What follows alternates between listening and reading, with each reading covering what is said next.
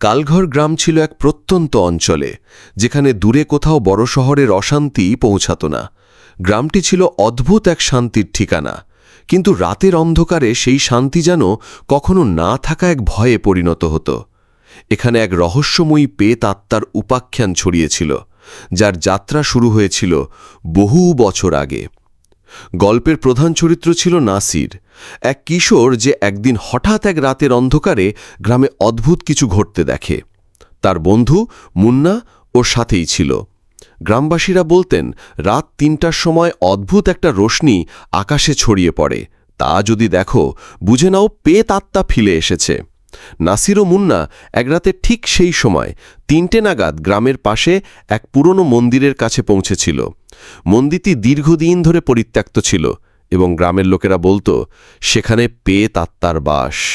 নাসির তখন আরও ভয় পেয়ে যাচ্ছিল, কিন্তু মুন্না জানত যে তাদের ভয় পাবার কোনো কারণ নেই। হঠাৎ মন্দিরের ভিতর থেকে একটা অদ্ভুত গন্ধ ভেসে এলো। সেই গন্ধটা ছিল মৃত পাখির মতো। নাসির ভয় পেয়ে চোখ বন্ধ করে ফেলেছিল, কিন্তু মুন্না সামনে এগিয়ে গেল। অন্ধকারের মধ্যে নাসির দেখতে পেল একটা রূপহীন ছায়া মন্দিরের মধ্যে দুলছে। সেই ছায়া যে কোন বস্তুর রূপ ধারণ করছিল তা বুঝে উঠতে পারছিল না তারা। হঠাৎ সেই ছায়া কেঁপে উঠল এবং এক নারকীয় চিৎকার করে উঠল, যা পেটের ভিতর কাঁপন তুলল। নাসির দেখল মন্দিরের এক কোণে দাঁড়িয়েছিল একটি মুখহীন আত্মা। তার চুলগুলো বাতাসে উড়ছিল এবং চোখে এক পাগলামি ছিল। সেই আত্মা এগিয়ে আসতে শুরু করল। মুন্না চিৎকার করে বলে উঠল, নাসির, এই আত্মাটা আমাদের গ্রামে এসেছে, আমাদের জীবন বিপদে। কিন্তু নাসির কিছুই বলতে পারল না, তার শরীর পুরোপুরি অবশ হয়ে গিয়েছিল। পেত আত্মা তাদের দিকে এগিয়ে আসতে আসতে হঠাৎ এক অদ্ভুত আওয়াজ শোনা গেল, যেন কেউ চিৎকার করে বলছিল, আমাদের মুক্তি চাও, তবে জীবন তোমার জন্য শিকার হতে পারে। নাসির আর মুন্না ঘুরে দৌড়ে পালিয়ে গেল, কিন্তু গ্রামবাসীদের মধ্যে কয়েকজন বলেছিল যে তারা এখন পেত আত্মার হাত থেকে রক্ষা পাবে না।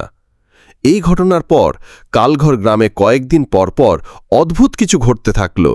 কেউ কেউ বলতো তাদের বাড়ির দরজা রাতে নিজে নিজে খোলার আওয়াজ শুনেছে, আবার কেউ বলতো তারা বাথরুমে গিয়ে দেখেছে সোজা পানি উঠে আসছে। গ্রামের শিশুরা রাতে ঘুমানোর আগে ভয়ানক কিছু দেখেছে, যার ফলে সারা গ্রাম জেগে থাকত। একদিন নাসির তার বন্ধু মুন্নার সাথে পেত আত্মার সম্পর্কে জানতে গেল গ্রামের পুরনো বাচ্চাদের কাছে। তারা জানালো পেত আত্মা ছিল গ্রামবাসীর একসময় দুঃখের পরিণতি। সেই আত্মা অনেক বছর আগে খুন হয়েছিল এবং সে এখন প্রতিশোধ নিতে এসেছে। গ্রামের লোকেরা এখন ভয় পায় এবং রাত হলে কেউ বাড়ি থেকে বাইরে যেতে চায় না। পেত আত্মার ছায়া এখন চিরকাল তাদের মধ্যে লুকিয়ে থাকে এবং এই ভয় কখনো শেষ হবে না যতক্ষণ না সেই আত্মা তার প্রতিশোধ পুরোপুরি নেয়। ইউটিউব থেকে দেখলে চ্যানেলটাকে সাবস্ক্রাইব করে বেল আইকনে ক্লিক করে দিও, আর ফেসবুক থেকে দেখলে পেজটাকে ফলো করে দিও, তাহলে পরবর্তী গল্পটা সবার আগে তোমার কাছে পৌঁছাবে। Thank you for watching.